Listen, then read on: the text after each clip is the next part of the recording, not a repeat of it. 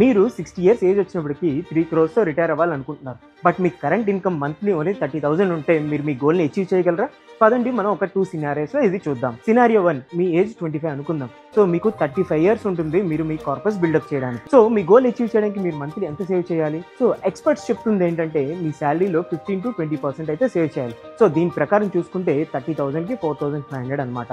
So ఈ 4,500 మీరు ఒక 12% రిటర్న్ ఇచ్చే ఎస్ఐపిలో ఇన్వెస్ట్ చేశారనుకుందాం 35 ఇయర్స్‌కి. సో ఇక్కడ 35 ఇయర్స్ తర్వాత మీ కార్పస్ చూసుకుంటే అరౌండ్ 2.9 క్రోర్స్‌గా ఉంటుంది.